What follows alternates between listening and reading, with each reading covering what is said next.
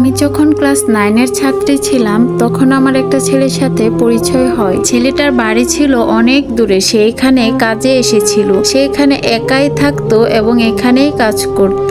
আস্তে আস্তে ওর সাথে আমার একটা বন্ধুত্বের সম্পর্ক হয়। তখন প্রেম ভালোবাসার মানে কিছুই বুঝতাম না, তবে ওর সাথে কথা না বলে থাকতেই পারতাম না। এভাবেই কেটে যায় 4টা মাস। তারপর হঠাৎ একদিন আমার বাড়িতে ব্যাপারটা জানতে পারে, কারণ আমি লুকিয়ে লুকিয়ে কথা বলতাম বাড়ির ফোন থেকে। বাড়িতে বিষয়টা জানার পর অনেক বকাবকি করে, এক পর্যায়ে আমাকে ঘর থেকে বেরোনো বন্ধ করে দেয়। এইভাবেই কেটে যায় কিছুদিন। তারপর একদিন রাতের বেলা যখন সবাই ঘুমাচ্ছিল তখন বাড়ির ফোন থেকে ওকে ফোন করি আর বলি যে আমাকে মা বাবা তোমার সাথে কথা বলতে মানা করছে আর আমাকে ঘর থেকেই বেরোতে দিচ্ছে না, আমি খুব সমস্যায় আছি। এই কথা শুনে ও বলল তাহলে চলো আমরা একটা কাজ করি, পালিয়ে যাই। তখন আমি সবেমাত্র ক্লাস 10-এ উঠেছি, তাই পালিয়ে যাওয়া বিষয়টা খুব ভয় পেতাম আর আমার পড়াশোনা করার ইচ্ছাও ছিল অনেক। এইসব ভেবে আমি ওকে না বলে দেই, কিন্তু ও আমাকে অনেকভাবে বুঝালো যে ও আমাকে পড়াশোনা করতে দিবে আর আমার সব স্বপ্ন পূরণ করবে আর ও আমাকে অনেক ভালোবাসবে, আমাকে ছাড়া বাঁচবেই না।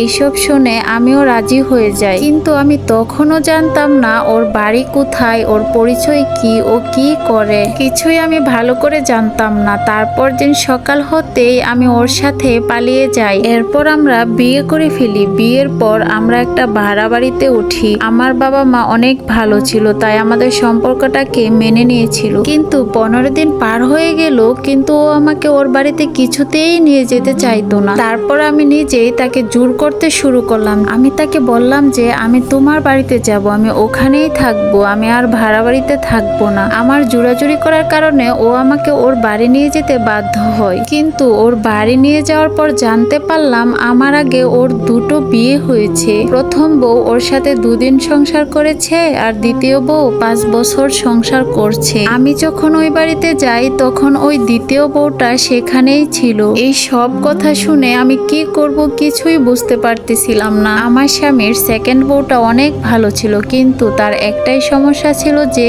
5 বছরেও তার একটাও বাচ্চা হয়নি, তাই নাকি আমাকে বিয়ে করেছে। এই সব কথা শোনার পর মনে হয়েছিল ওইখান থেকে চলে আসি, কিন্তু নিজের ইচ্ছে বিয়ে করেছি আর এই সব কথা জানলে আমার মা বাবা পুরো শেষ হয়ে যাবে। এরপর আমার স্বামীর সাথে তার সেকেন্ড ওয়াইফের ডিভোর্স হয়ে যায়। তারপর থেকেই শুরু হয় আমার উপর শাশুড়ির অমানবিক অত্যাচার। আমি মা বাবার অনেক আদরের মেয়ে ছিলাম, ঘরের তেমন কাজ পারতাম না, তারপরেও আমাকে দিয়ে আমার শাশুড়ি অনেক কাজ করাতো আর কাজ না করতে পারলেই আমাকে মারধর করতো, এমনকি খেতেও দিত না। তারপরেও আমার স্বামী তার মাকে কিছুই বলতো না। একদিন আমি একটা কাপ ভেঙে ফেলায় গরম চা দিয়ে আমার হাত পুড়িয়ে দিয়েছিল। তারপর আরেকদিন আমি রান্না করছিলাম, রান্নায় ভুলবশত লবণ বেশি হয়ে যাওয়ায় আমার গায়ে কেরোসিন তেল ঢেলে দিয়েছিল আমার শাশুড়ি। আর এই স্টোরিটা মাম্পি নামের এক আপুর বাস্তব জীবনের ঘটনা থেকে নেওয়া। এটা হচ্ছে স্টোরিটার প্রথম পার্ট। দ্বিতীয় পার্ট যদি শুনতে চান তাহলে অবশ্যই কমেন্ট করে জানাবেন।